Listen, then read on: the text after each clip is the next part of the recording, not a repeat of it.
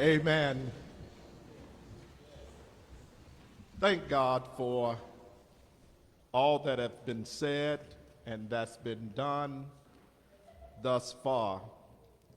So I greet you in the name of the Lord Jesus Christ, to my mothers, to my fathers, to my uncles, to my aunties, to my cousins that are all here on this morning.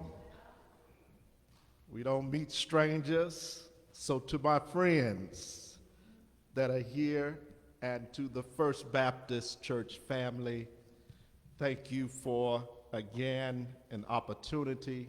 I'm always honored and grateful when I have a chance to share what the Lord is saying. So I'm going to be brief this morning. I've already received instructions. Brother, don't go over an hour with your melodic lecturing style. We want you to move right along today. Don't stay on the front porch too long. They want me to get to the middle and close the back door. So let me direct your attention to Nehemiah chapter 6. And I just want to read a few passages of scripture from that, verses 3 and 4. And I'm going to get out of your way. Amen? Amen. The scriptures read, Nehemiah 6, 3 and 4, and I sent messengers unto them, saying, I am doing great work, so that I cannot come down. Thank you for standing. Why should the work cease, which I leave it, and come down to you? Yet they sent unto me 4 times after this same sort, and I answered them after the same manner. And I'll add a caveat to this. He said again, why should I come down? For I am doing a great work, which requires me to stay where I am. Therefore, I cannot meet your demand to leave this work. You may be seated. May the Lord add a blessing to the reading, hearers and doers of his word on this morning. I want to talk to you from this wise: restoration in process. Restoration in process. My brothers and sisters, there is a work to be done. We have heard from our historian, we have heard from our brothers and sisters recapturing some of the events that took place that led to the passage of the 1965 Voting Rights Act. But I am reminded that through all of these things, that there was a work being done.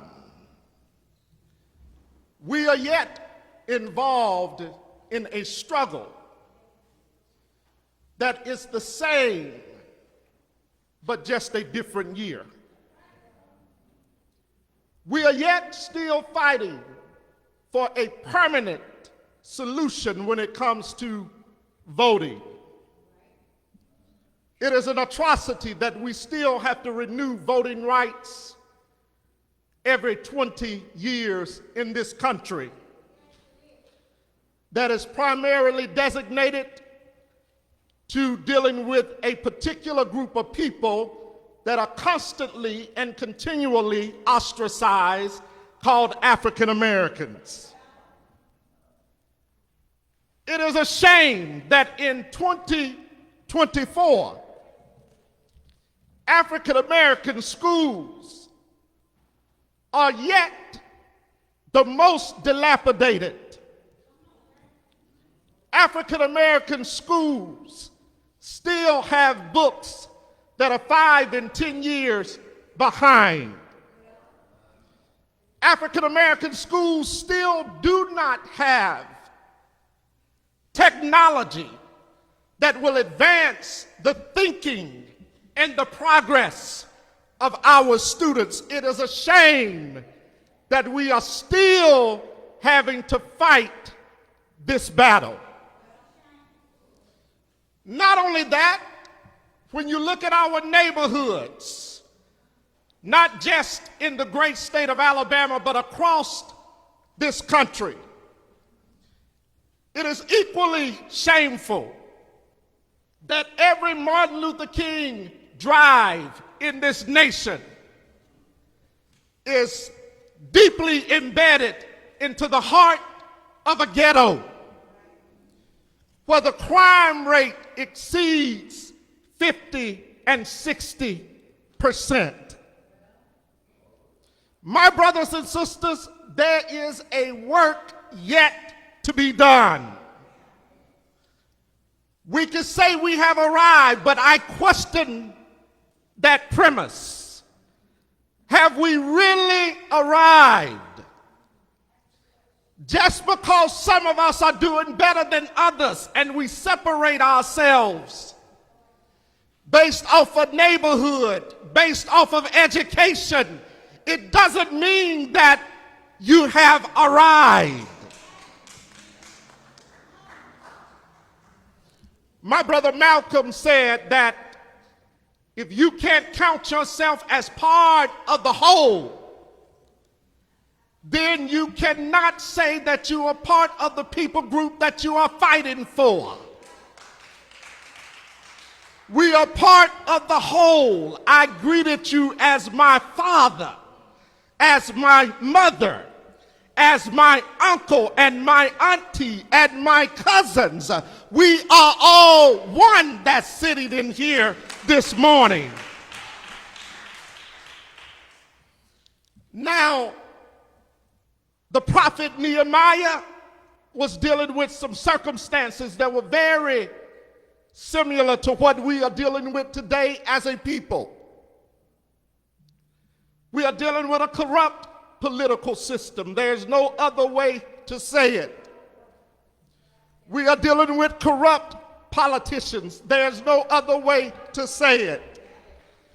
We are dealing with state and local officials that have their own agenda and they really don't care about the people. There's no other way to say it.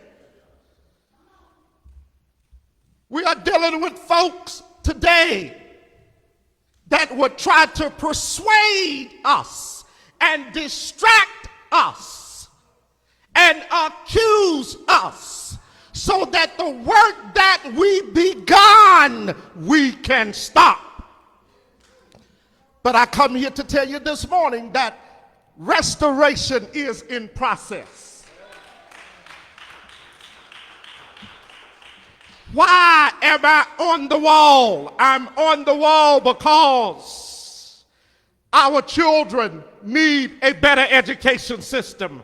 Why am I on the wall? I'm on the wall because our people need better housing. Why am I on the wall? I'm on the wall because our African American men need to know that there's something else other than sports that they have to look to. Why am I on the wall? I'm on the wall because rap music should not define our culture. Why am I on the wall? I'm on the wall because our women need to know themselves above and beyond B's and W's. Why am I on the wall? I'm on the wall because restoration is in process. And whenever something is in process, you don't have time for distractions. Sometimes politics can be a distraction. Whenever you're dependent on the government to do for what you can do for yourselves, that is a distraction. I don't need a politician to come around to me every 2 years to tell me that you're going to do something for me when I can do it for myself. I'm in process.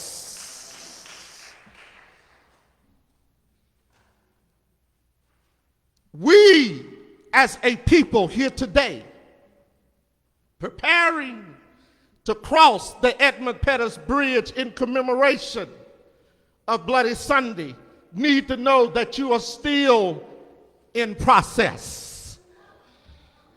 You are still in process. Why do we commemorate? We commemorate to be reminded that the same people that gunned down Jimmy Lee Jackson still gunning down your sons and daughters today.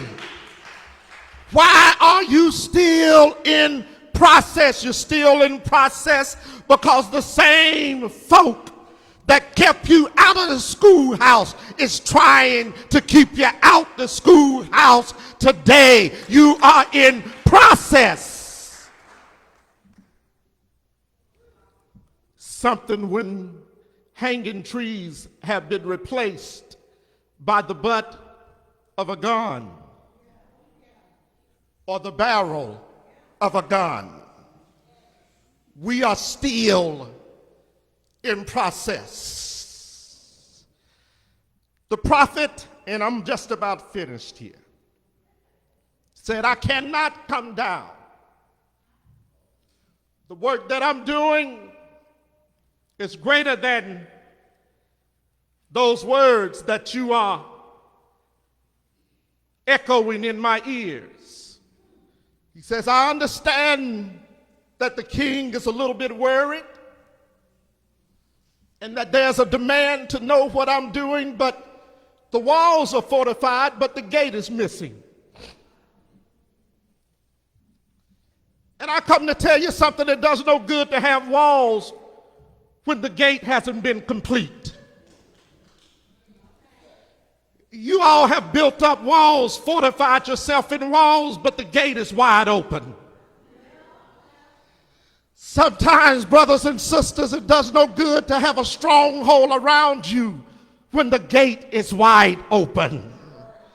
He says, look, I'm not done yet. I got the walls up, but the gate is missing.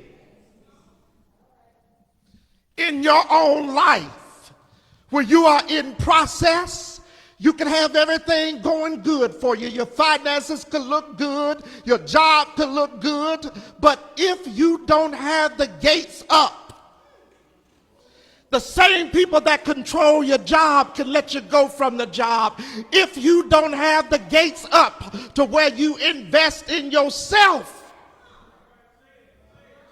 my people, if the gate is not up, politicians that come around every 2, 4, 5, 6 years, they're not going to build the gate. They want to come in like vagabonds.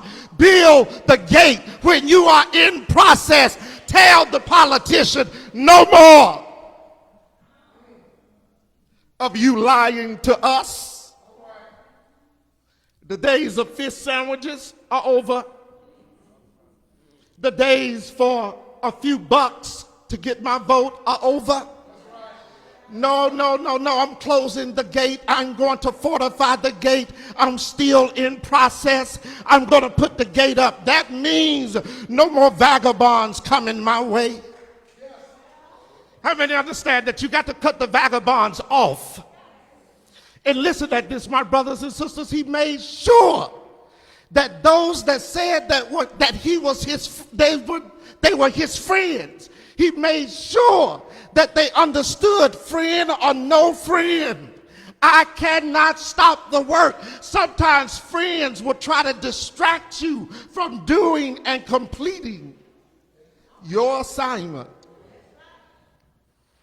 But I don't care what the accusations are, keep building. Somebody say keep building. I just come to tell you this morning that restoration is still in process in Selma. Some of the local officials will be marching across the bridge today. Vice President is here, and I acknowledge all of that. But I want to tell you, don't let your guard down. You are your best friend. Are you hearing what I'm saying? Look around you. You are your own strength. It's not about what they can do for you. It's about what you can do for yourself. And I believe you got the strength and the mind and the fortitude to do it. Build the gate now. So when somebody come to Selma after this particular Bloody Sunday, they'll know the gate is up. Put some good guards at the gate. Somebody that won't let weasels in. Somebody that won't let liars in. Come on, help me, somebody. How many know you have to weed those folks out in your own life if you're fortifying your gate? If you are in process, sometimes you have to put the liars out of your life. Sometimes you have to get rid of the weasels out of your life. Sometimes you have to get rid of friends that are trying to talk you down out of your life. Sometimes all those that are accusers, you got to get rid of those folk. Listen, Nehemiah said, I can't listen to you. Go back and tell the king that I'm not done with the wall because the gates are not up. And he said, go back and let him know that all the things that he's accusing me of, I have not done those things. And because I am who I am, I choose to stay on the wall. I choose not to be persuaded by voices of self-interest. How many know that? I choose not to be persuaded by those that sound good but don't mean me no good. I choose to stay in my place. And I encourage you today, stay in your place, stay on the wall. Give God a hand clap of praise.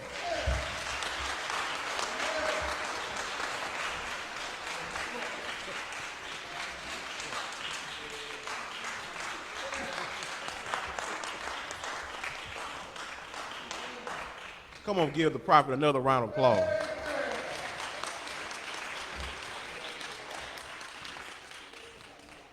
Oftentimes we hear people say that they're speaking truth to power, but a lot of times people use their power to hide the truth.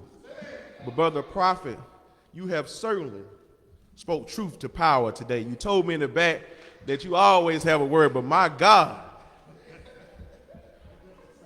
heed to your calling, heed to your calling. At this time, I want to thank you guys so much for the opportunity to serve as the pulpit conductor today. It is a glorious day, glorious day. And let us continue to commemorate, but still take the history, take the life lessons that we learn and carry it on and impute that to someone else. At this time, we'll have remarks by Deacon Warren, Billy Young. After that, we'll have our closing song and benediction by Prophet Brian Watts. Thank you guys so much. Amen, church. Amen again. Amen one more time. All right. You've been spiritually fed today. So go walk off some of those pounds, those spiritual pounds, when you leave here today. Quick note, Mayor Johnny Ford, Mayor of Tuskegee, was here with us. Let's give him a round of applause. I think he may have left.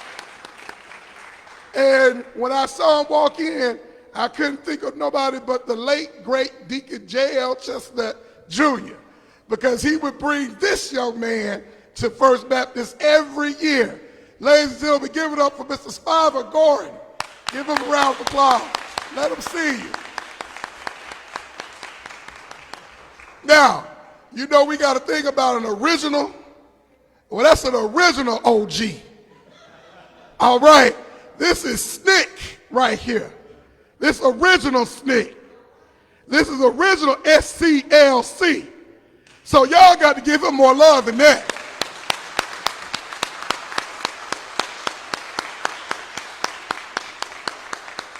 Thank you so much for coming home to see about us today at First Baptist Church. I know we had Senator Robert Stewart on the dais. Let's give him another round of applause. Now we shall prepare to close today with We Shall Overcome. What page is that, Madam Musician? 372. But you can stand, you can join hands however you want. But We Shall Overcome, page 372.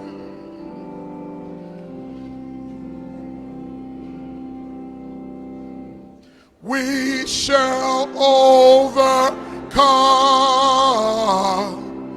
We shall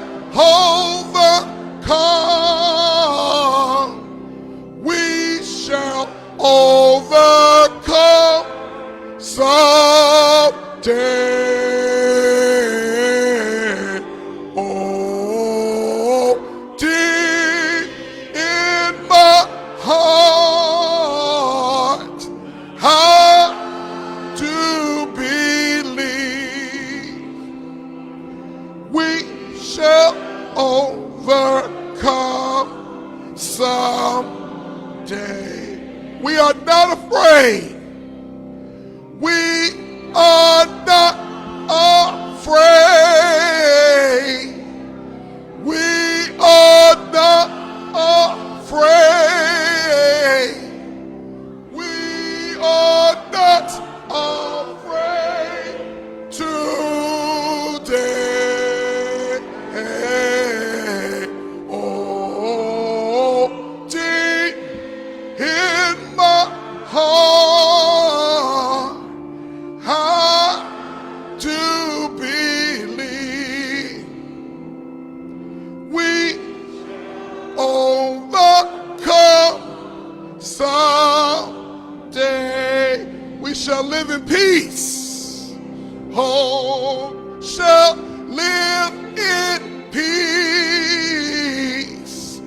We shall live.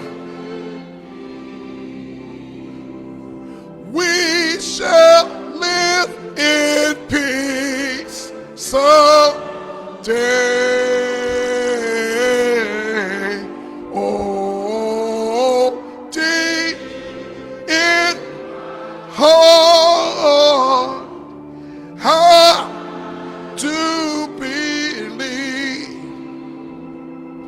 we shall overcome someday. Give the Lord some thanks. We shall overcome. Say it with me. We shall overcome. We shall overcome. Let's thank our pulpit conductor, Judge McGuire, for today. Thank you, Judge. God bless you. Thank you, sir. Now, Prophet Watts will close us out with the benediction. Right where you stand, just repeat after me. May the Lord watch between me and thee while we're absent one from the other.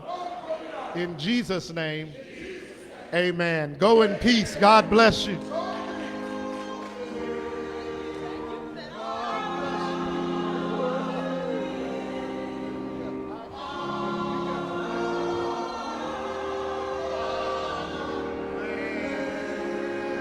Happy Bridge Crossing Jubilee.